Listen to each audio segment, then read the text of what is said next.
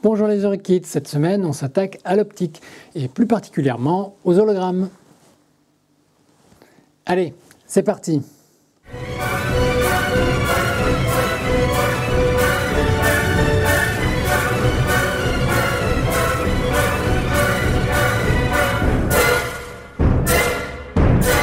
Alors non, la science ne nous permet pas encore de faire apparaître l'hologramme de Maître Yoda à un conseil des Jedi. Un hologramme est une application de l'holographie, du grec holos en entier et graphein, écrire, qui est un procédé d'enregistrement d'un objet en 3 dimensions avec des lasers. Historiquement, l'hologramme est né en 1948 avec Denis Gaber, un ingénieur et physicien hongrois. Il fallut attendre 1962 et l'avènement du laser pour que cette technique se développe. Denis Gaber reçut d'ailleurs en 1971 le prix Nobel de physique pour ses travaux. Vous aurez peut-être la chance un jour, si vous allez en école d'ingénieur, de réaliser en travaux pratiques un hologramme sur une plaque de verre holographique avec des lasers. J'en garde personnellement un très bon souvenir et ce qui m'avait marqué à l'époque, en plus de voir apparaître sous mes yeux l'image en 3D d'une petite figurine, c'est le fait de savoir qu'un seul petit morceau de plaque holographique brisée permet de restituer l'image de l'objet en entier. Étonnant, non? Dans la vie de tous les jours ou en période électorale, on entend beaucoup parler d'hologramme, mais c'est un abus de langage.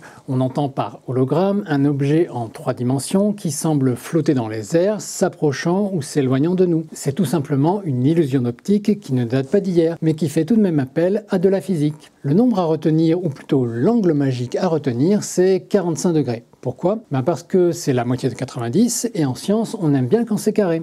Un des premiers à avoir exploité les propriétés optiques de cet angle à 45 degrés au milieu du 19e siècle est John Henry Pepper, un scientifique et inventeur britannique. Il développa une technique de projection dite fantôme de Pepper ou Pepper's Ghost en anglais, qui était une construction à grande échelle du concept d'Henry Dirk, un autre ingénieur anglais de la même époque. Le fantôme de Pepper était utilisé au théâtre pour donner l'illusion d'apparition ou de disparition d'un fantôme grâce à l'utilisation de 2 pièces, l'une visible par les spectateurs, la scène, et l'autre cachée, appelée Blue Room, séparée par la première par une vitre positionnée à 45 degrés. Cette vitre reflétait un acteur déguisé en fantôme qui était puissamment éclairé. Les spectateurs voyaient apparaître son fantôme sur la scène de façon semi-transparente, donnant l'impression d'une apparition surnaturelle. La vitre se comporte comme une surface semi-réfléchissante et c'est un Français, René Descartes, et un Irlandais, Wilbur Snell, qui, au XVIIe siècle, avaient découvert simultanément, mais indépendamment, les lois expliquant les phénomènes de réflexion et réfraction de la lumière. On parle des lois de Snell-Descartes. Ainsi, d'après les lois de la réflexion de Snell-Descartes, le rayon réfléchi est symétrique au rayon incident par rapport à la normale de la surface réfléchissante. Les 2 angles sont donc égaux.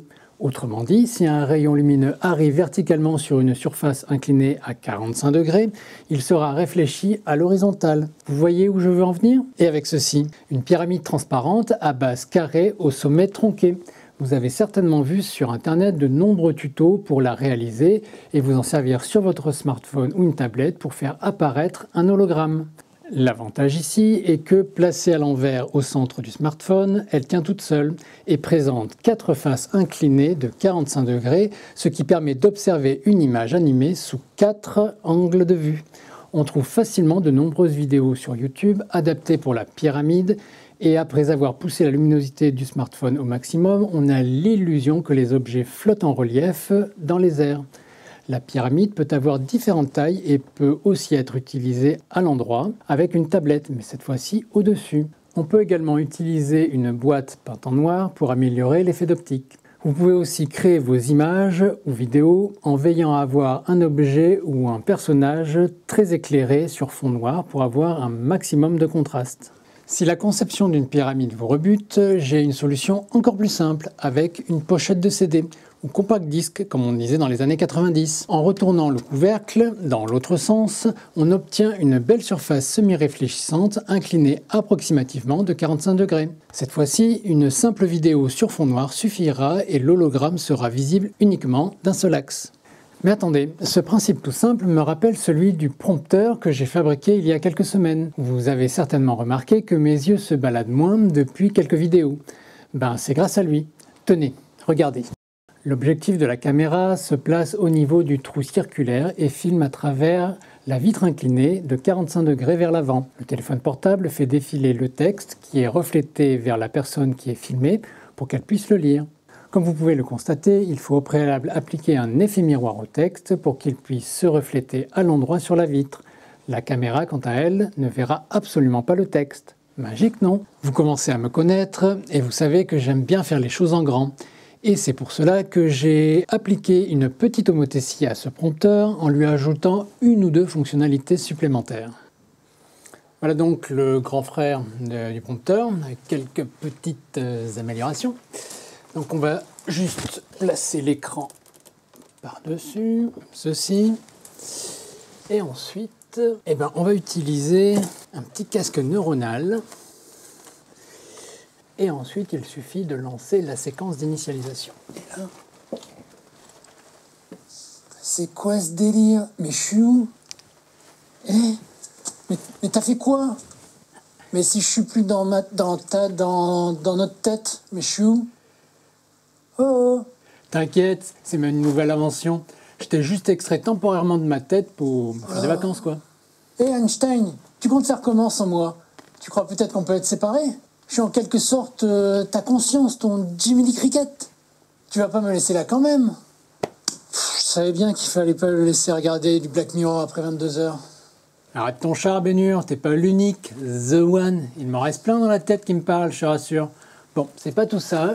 Je te laisse terminer la vidéo. Moi, je retourne à mon atelier. Mais je dis quoi, moi? Ce qu'on dit à chaque fois, remerciements, like, partage, ne sortez pas, restez chez vous. Mais t'étais où depuis 6 semaines? Et puis qui va éteindre la caméra? Je suis qu'un hologramme. J'ai même pas de bas, je suis un hologramme tronc. Papa, t'es où? Papa, t'es... Oui, je suis là, venez. Enfin, je suis presque là. Voilà. Oh, t'es d'un hologramme dans une boîte. Donc si je prends ta machine à remonter le temps, tu pourras rien dire. Ah non. T'as plus le droit d'y toucher. On a frisé le paradoxe temporel la dernière fois. Maman a été catégorique. Bon, moi, je prends le télétransporteur. Tu vas pas t'y mettre toi aussi. Quand je vais en parler à maman à son retour de Mars, elle va être furax. On t'avait prévenu. À ton âge, on se limite à la Terre, pas plus loin. Pas de planète exotique et encore moins d'univers parallèle. C'est trop dangereux. Mais tu fais quoi? Non, on est pas... Non.